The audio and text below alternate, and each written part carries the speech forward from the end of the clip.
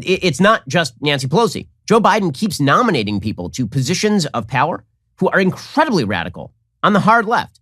So, for example, he has nominated a person named Saule Omarova, whose background is literally that she did a fellowship in Moscow while the Soviet Union was still standing on economics. And the Biden administration refuses to release the papers that she did while she was studying over in Moscow because it's pretty obvious that she has a lot of sympathies toward the red left.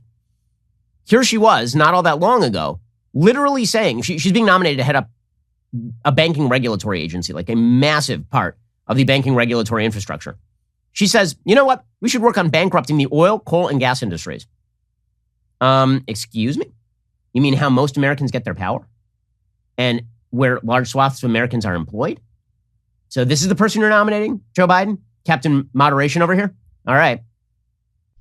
Nikki Mack will be able, the NIA will be able to negotiate equity stakes in private enterprise that receives that public aid, be it a part of the systemic bailout or be it part of, for example, individualized restructuring help, for example, for certain troubled industries and firms that are in transitioning. And here what I'm thinking about is primarily coal industry and oil and gas industry. A lot of the smaller players in that industry are going to probably go bankrupt in short order. At least we want them to go bankrupt if we want to tackle climate change, right? We want them to go bankrupt because we want to tackle climate change. Who are these people talking to? You still need the power that powers your house. You still need the gas that powers your car. Who are these people talking to? Who are they talking to? And they're in Congress too, right? You've got Representative Ilhan Omar saying basically the same thing. She's now trying to get fossil fuel producers to pay $500 billion for past greenhouse gas emissions. There's only one problem. We all used the carbon-based fossil fuels that produced the greenhouse gases. And this is not like Philip Morris lying about the effects of smoking. We are all well aware that smog is a product, for example, of using gas in your car, okay? We are all well aware of this sort of stuff. We all participated in it. We did, and we still participate in it because guess what? Most of us are pretty well-founded in our belief that human beings will adapt to a variation in the climate over the course of 100 years. But what is this really about? It's about bankrupting these industries. The same thing as Saule Omarova. Large bipartisan majority of the United States public believe that fossil fuel corporations have a responsibility to address the dire consequences of their pollution. The largest fossil fuel producers must pay for their past greenhouse gas emissions, which could raise at least $500 billion alone.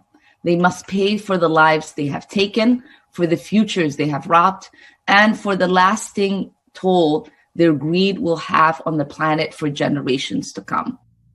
I have a question. Does she really believe that if there had been no gas companies, oil and gas companies, the world would be anywhere close to as wealthy as it is right now? Carbon-based fossil fuels are one of the great discoveries in the history of mankind, raising literally billions of people from abject poverty. In countries where carbon-based fossil fuels are not available, people are still burning dung for fuel. They're still burning dung and wood for fuel, which is actually really bad for humans and also not great for the environment, by the way. Meanwhile, you have Commerce Secretary Gina Raimondo, again, hostage of the progressive left. I'm almost at a loss for words for how stupid it is that the Democrats have decided to move in this direction. I don't know who is guiding this policy or why they refuse to triangulate to the middle. Listen, I'm a person of the right, and I would much prefer to see the Democrats continue to embrace the suck and then lose because of it. Like, do it. Really, go as woke as you want. Go as radically environmentalist as you want. I'm just bemused as a political observer and someone who's done this professionally for 20 years to watch Joe Biden, a man who's elected in the teeth of Bernie Sanders, a man who was elected to deliberately push back against the radical left, embrace the entire agenda of the radical left. Like, I don't know the answer maybe is that there's not a lot knocking around in that brain these days.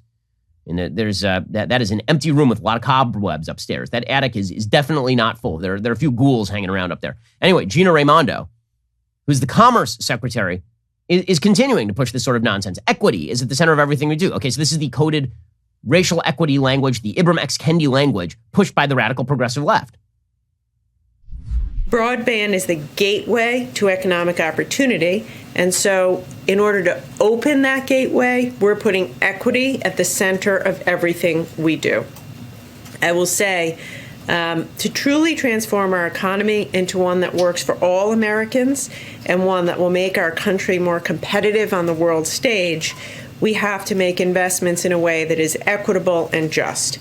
And we view this lens across all of the work we do at the Commerce Department, and it will be particularly front and center with the broadband work that we will be doing. Broadband equity? Broadband equity? Okay, meanwhile, the Biden administration has now nominated a progressive partisan named Gigi Sohn to the Federal Communications Commission. This is according to the Wall Street Journal. The White House last month hailed Sohn as one of the nation's leading public advocates for open, affordable, and democratic communications networks. Translation, she favors deploying the agency's regulatory power to shackle broadband providers and silence conservative voices. Ms. Sohn founded the left-wing group Public Knowledge that has long sought more government control of the internet and media. She was a counselor to Obama FCC Chair Tom Wheeler and was a driving force behind net neutrality regulation that classified broadband providers as common carriers under Title II of the Communications Act of 1934.